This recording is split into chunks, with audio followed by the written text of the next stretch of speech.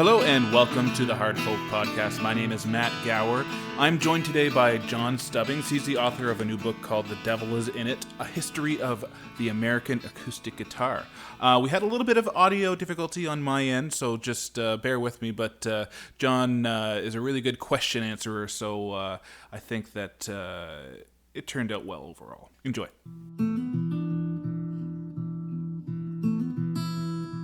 I am here with John Stubbings. Welcome to the Hard Folk Podcast, John. It's nice to meet you. Nice to meet you. I've listened to a few of yours over the time, and I like the fact that they're wonderfully casual. They're sort of like real conversations, not interviews. Exactly, and most of the people that I interview are people who are from my hometown here in Ottawa, and we're peers, we're friends in some cases, and it's just nice to have a chat about music. That's kind of what I do when I go out and play at the open stages and such. So yeah, Great, great. Well, yeah, I'm from a lot further away than sunny Ottawa, so yeah. Where are you based? You're in England? I'm in London. Yeah. You're in London. Okay, so not so sunny right now. No, it's dull. It's a dull day, and it's been raining. So apart from that, it's fabulous. Great. So we're here to talk about your book, though, and it's The Devil Is In It, A History of the American Acoustic Guitar. Um, in your book, you talk about how you are a collector, and you kind of talk a little bit about your origins as a guitar player and why you started. But how did you go from a guitar player to a collector to a writer about guitars? Well, where's the arc? And the art. Well, I refer to myself as an accidental collector. Hmm. I started out as a guitarist at school. 14, bought my first guitar, which was an Italian guitar, an Eco Mhm. Ranger, which is a dreadnought copy. Very heavy, very solid, very thick. Not a great guitar, not great action, and like, I mean, I was saying to someone a couple of days ago, I just wish in a way that, I mean, you can spend $200 on a guitar nowadays and get a really good instrument uh, that sounds good, plays well, easy to play. Mhm. But back in the day, um, I think I probably paid about £25 for the Echo, and it was a hellish guitar, very heavy. Not a At the time you didn't know. I didn't realize that guitars didn't all sound like this and didn't all weren't all quite so difficult to play.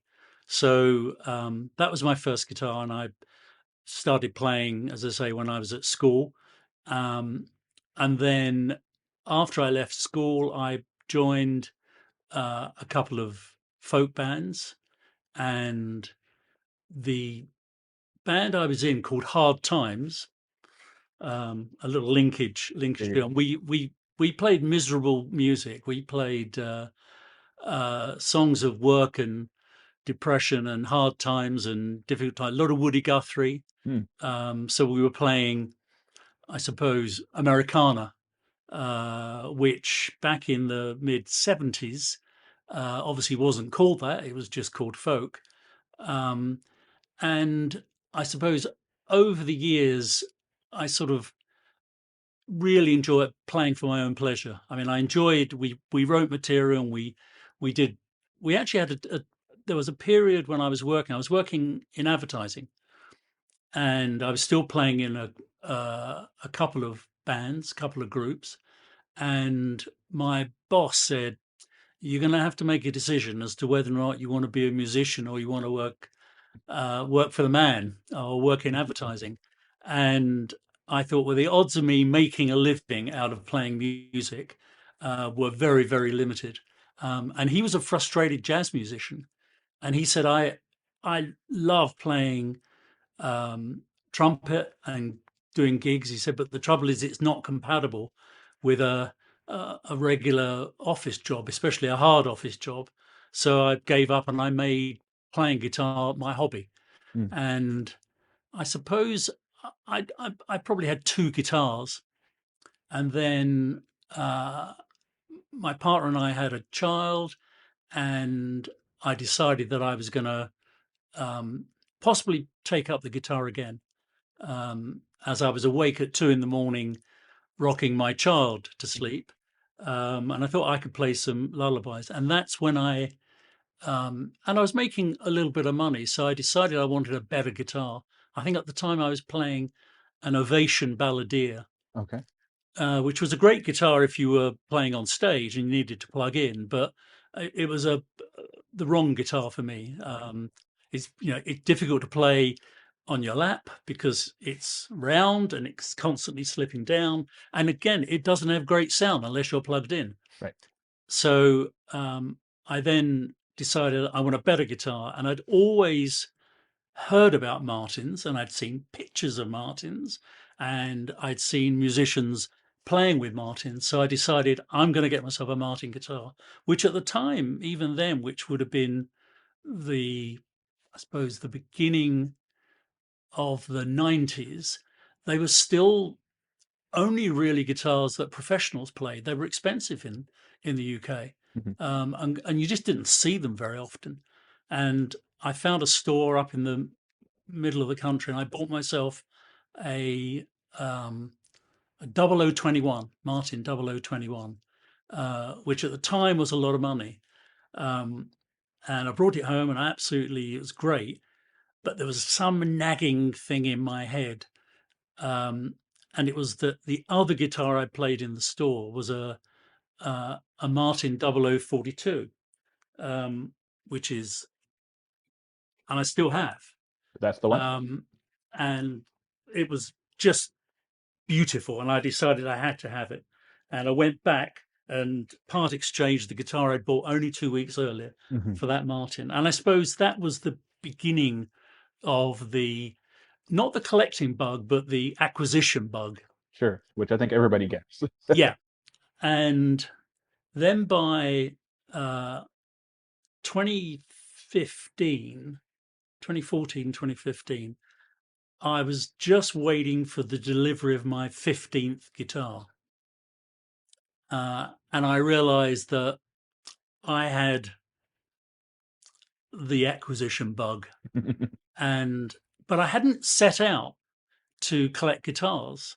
I that I just seemingly, oh, that looks great. I really want to try one of those. Mhm. And it's I, I could probably justify most of the guitars I owned, either because I wanted something smaller, or I wanted something a bit bassier, or I wanted something I could play bossa nova on, or I wanted something I could play sort of smooth jazz on. Not that I can play any of these styles particularly well, and that's how I term myself an accidental acquirer. Um, and along the way, I'd also caught the bug really bad because I'd started to commission guitars. Oh wow. So um, talk to a builder and try one of his guitars and say, and I'd always, not always, but I'd often find myself saying, well, if I wanted one of these, how long would it take for me to get one? And I uh, ordered a guitar from a UK maker, a parlor guitar from a guy called Dave King, and he said it'll be about a year. Hmm. And 10 years later, I still didn't have it. He was still building it. Wow. Um, and I'd entered then the sort of odd world of um, the one-off luthier, the solo luthier. Mhm.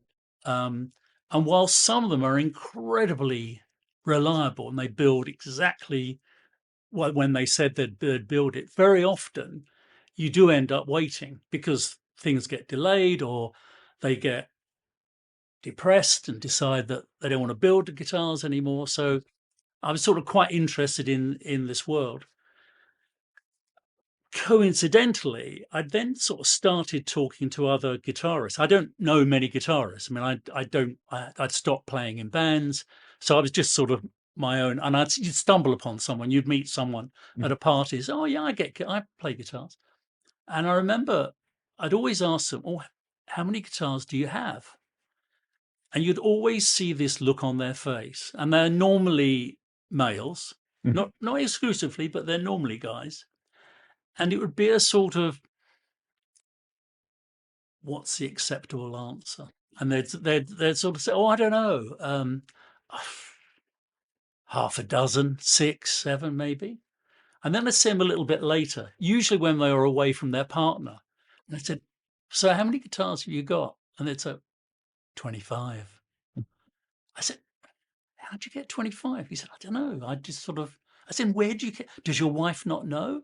She said, well, I've got some guitars with friends, and I've got a couple at the studio, and a couple are in repair, sort of semi-permanently, because the coast isn't clear. I can't bring them home. And I realized that there were a lot of people who had had become collectors, not because they said, I'm a guitar collector and I have this and I have that. They had acquired them to play. And I started asking more and more people. I thought, how is it that only guitarists have multiple instruments? You talk to a trumpet player and they'll probably have two.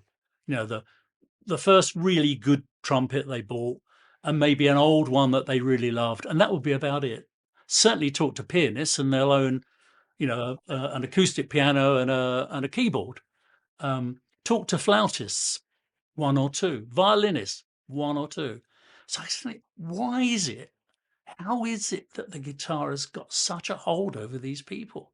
And it's got this ability to strike multiple purchasing.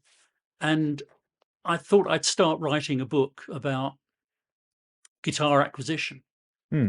And that was it. Well, the original book was going to be about the guy who was making my guitar, or rather, not making my guitar.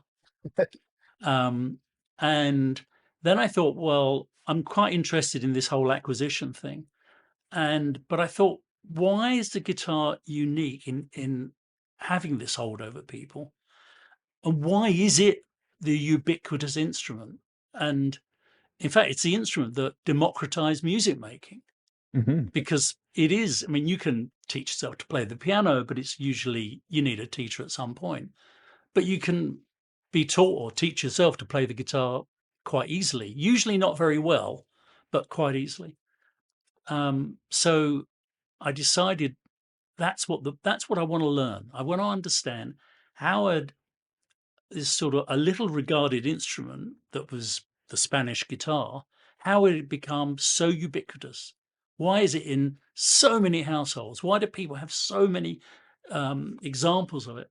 And so I set out I did a road trip. A friend of mine had said, you need to follow the guitar. Was telling him the story of the guitar. It sort of started in Europe. There was a sort of a guitar mania in Europe in the early 1800s. Um, and it then moved to America. And so he said, I think you should follow that journey from Europe to America. And I did a 2-month road trip doing a big U from New York, which is where I landed. And I went to the Martin Guitar Factory and met them there, and then did a big loop all the way down, then all the way up to San Francisco. And along the way, I went through all the stations of the cross of the acoustic guitar. So Memphis, and obviously down to New Orleans, and then down to the edge of Mexico, and then up through California and up to San Francisco. And I went on my own. I said to my wife, the thing is, if you come with me, the problem is every day I'm probably going to try and meet someone, and I'm going to aim to get back and see you for lunch or meet you in the afternoon. And that's going to cramp my style because Sure. I don't really know where I'm going. I'm just going to follow my nose. Right. Like when Uh, you were talking to Dave Grun, for instance, I think he said you've got an hour of my time, and you guys spent the entire day together until like oh, 12 absolutely. o'clock. Oh, absolutely. Yeah, yeah. George Groom Groom Guitars was fascinating because I'd had a sort of short email exchange with him, and he is like the expert's expert. He's written the book. He's written the book, literally written the book, and he's a difficult person. He's quite challenging, very precise, um, and he he said, "Well, I can give you half an hour," and I got there at 10:30, and he was fiddling around doing a few things, and we started chatting, and his office is fascinating because it's he shares his office with 15 lizards and snakes. He studied at college zoology, and he became and obviously zoologists are all about collecting. Mhm. They're actually cataloging, Mhm. and he was telling me this, the story, and I thought we'd be there for about an hour, and then we just started playing guitars, or he started talking about guitars, um, and outside his office he has this wall, which is his personal collection of guitars, probably 100, and they are all just like the best guitars. Um, and and obviously he's then got 3 stories of the store which are full of guitars for sale. And I'm sure they always say these aren't for sale; these are my pension. But with George, I think it genuinely is. These are his prize collection, and we were. He said, "You should try this," and he's just brilliant at saying the difference between this Epiphone Zephyr, the one that Dave Rawlings of Gillian Welch plays, and this other version, he said it's not to do with the bass, it's to do with the bark that it's got, and that's the sound you hear on Gillian Welch records. Is that because it's a plywood bodied guitar, it's a Mhm. cheap guitar, um, and George is just brilliant at describing the oral difference between guitars. But so I did that big road trip, and then the book I set out to write, which is how the guitar has influenced music over the decades, and how music has influenced the guitar over the decades. Mhm. And that sort of is the reason, it's partially the reason why you can own so many guitars. Um, because they're all, it isn't just the red and the black. There is just a different feel to a certain style of guitar. And Um, I think I heard someone say somewhere, there's a song in every guitar. Like every guitar inspires a song. yeah. I In fact, that is the story. You buy an old guitar and it's got some songs in it, or you buy some new guitars, and I feel there's some songs inside this. Mhm. And I mean the holy grail of old guitars for a lot of people is the guitar that was bought in the 1940s by great grandpa, and it's been sitting under a bed or in a cupboard for 40 years, 50 years, and you pick it up and it looks almost new, etc. And I think they're obviously very prized and they're great guitars, but I like guitars that have lived a life, that have gone through lots of hands. Mhm. And I think, I mean, obviously, it's a wooden instrument. It is not alive, but it is. And I think the thing that, I mean, I've got uh, a couple of birth year instruments. I've got um, he said, looking back here, I've got a pretty cheap Gretsch New Yorker archtop, again, plywood bodied guitar made by the New York Gretsch Company in 1955. And that's probably been owned by half a dozen people. It's fairly beaten up. And I've got a 1955, my birth year, um, Martin 021. Mhm. And that's been owned by lots of it. The guy I bought it from had bought it from someone who said, oh, it was owned by a guy who lived down the road, and so it's probably had 4 or 5 owners. But I love the fact that it's lived a life. Not that it's beaten up and distressed. I'd love it as much as I love it, Mhm. even if it was in perfect condition. But I love the fact it's been through lots of hands, and not just the hands of the people who play it.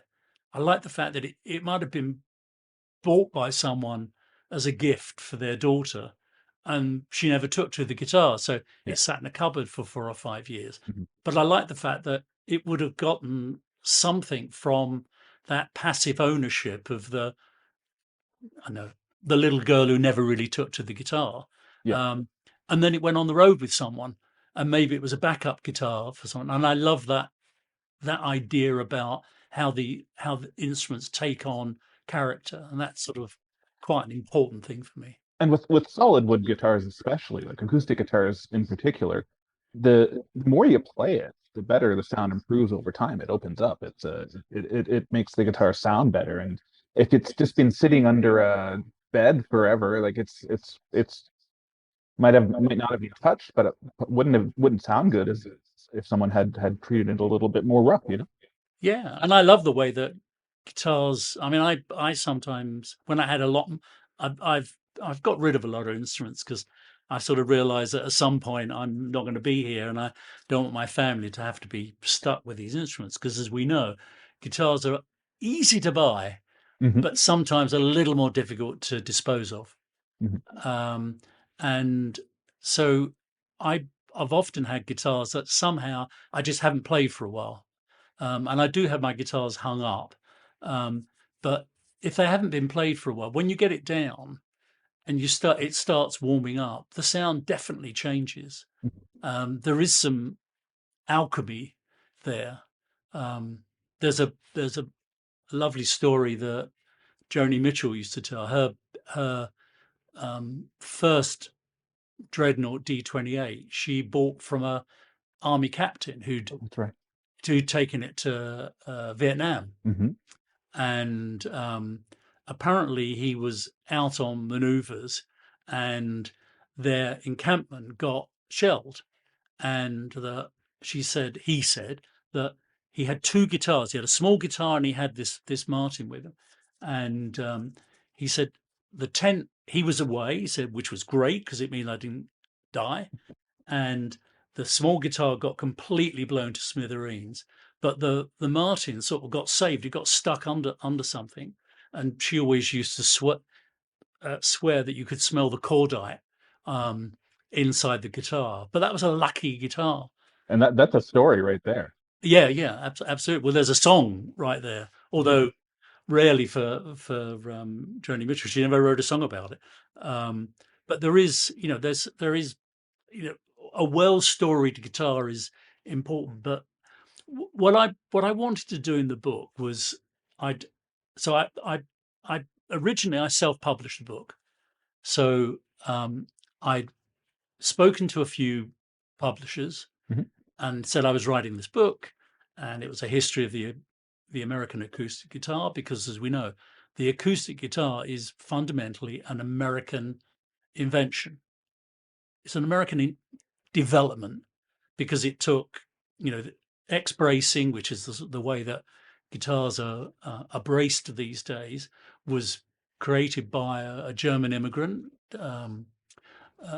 C.F. Martin, who was looking for a way to make a guitar louder but equally well balanced. Because it's easy to make a louder guitar, but you end up having a very bassy guitar. But if you want a guitar where all the harmonics all play as evenly well, then you need to find a way to brace it. And he developed X bracing, which is really the bracing that most guitars have used ever since he developed it in the I would imagine 1860s, I think. Um, and th- I think it was that then led to the development of other styles of guitar, and so the the flat top steel strung guitar is an American invention. Hmm. I mean, there were guitars in Europe much earlier in the 16th and 17th century that had metal strings or wire strings, but most guitars after that had gut strings, and they were effectively for playing the classical repertoire. But it was America where the guitar took off, and there's sort of a reason it took off. The people who came to America, the immigrants who came to America, didn't know where they were going to end up. They may be landing in New York, but they might go to Chicago or somewhere else in the Midwest, or even later the West Coast. So whilst at home in Germany or in the UK, you would have owned a piano, you didn't emigrate with the piano. Right. You sold the piano up. So you traveled with, and and people were entertaining themselves. So they took something to play and to give them comfort and entertainment. And that was either the fiddle or the guitar. Mhm. And that's how the guitar really got to America. It came with the emigrants. Right. And what really struck me about the book, or about your book, was is that even more so than just music history, you can trace the history of America, immigration and industrialization by looking at the evolution of the acoustic guitar itself. It's bigger than just the music. Oh, sure. Um, I think, in the 1860s, there were, I mean, the thing that amazes me is the guitar factories in America, the Lion and Healy's of this world, who were making enormous numbers of instruments. I mean, and it was two things. It was A, as America expanded, and as Americans travelled, um, and it was the mail order catalogs. Mhm. And mail order catalogs were the way that guitar got distributed. Well, not the only way. I mean, guitars were sold, in furniture shop, where actually guitars are normally sold. Good guitars were sold in musical instrument emporiums, and that they would have been in the big cities, Hmm. New York, Boston, Chicago. Um, but for the cheaper instruments, the $3 and $4 instrument, that was going to be through Sears and Montgomery Ward. And I was looking at um, a Montgomery Ward catalogue, about that thick, about sort of an inch thick, and it had 8 pages of guitars. Wow. I mean, not with one guitar per page, 10 guitars per page. Hmm. And these were guitars being made in the big instrument company. And of course, a lot of them were being made. The interesting thing between, say, Martin and Gibson, the two sort of, if you like, the big brands, was that Martin very, very rarely made a guitar that didn't have their own name on the headstock, whereas Gibson were a guitar factory. So, their newer small flat top guitars, and for the very early days of their life, they were a mandolin making company. They made primarily mandolins and then arch top guitars, but they saw the way that the world of guitars was going, and they sort of almost reluctantly started making flat top guitars. But they were, I mean, Orville Gibson who was a visionary and a really good guitar player, very good mandolin player. He got kicked out of the company by the board for spending too much money on tonewood. They couldn't understand why.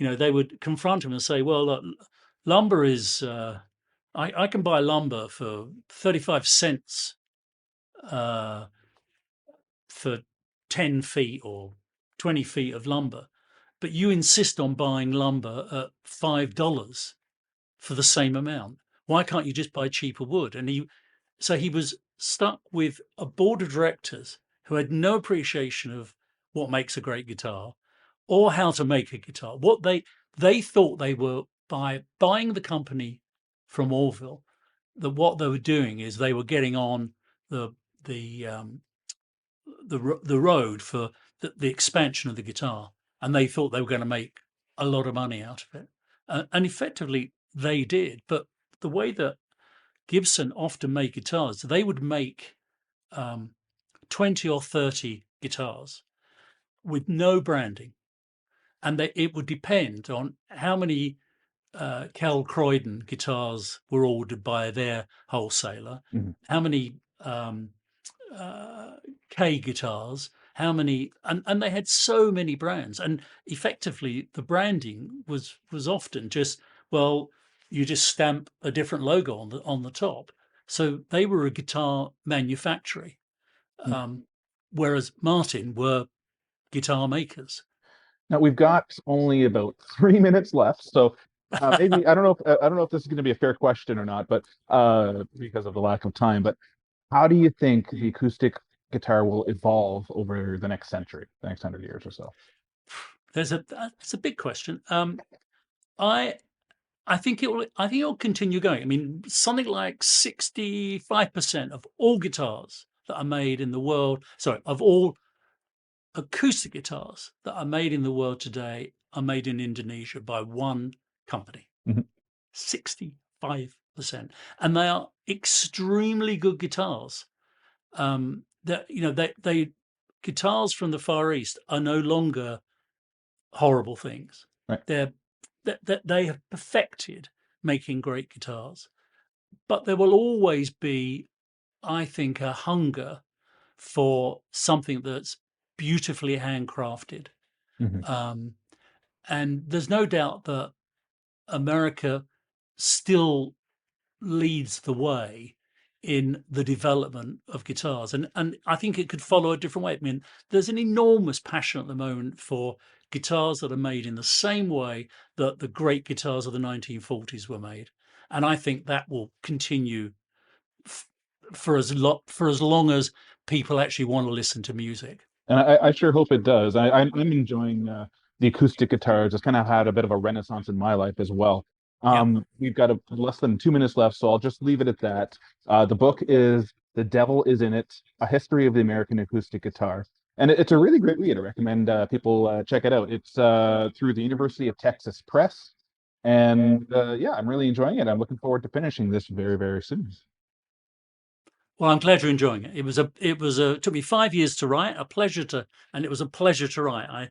I thoroughly enjoyed it, and I learned so much more about the guitar that I love. So, Well, John, thanks for joining me. pleasure. Good to talk to you. All right, thanks again to John Stubbings for joining me. Go check out the book, The Devil Is in It, A History of the American Acoustic Guitar. It's a great book, distributed by University of Texas Press. I really enjoyed it, and I will see you next time.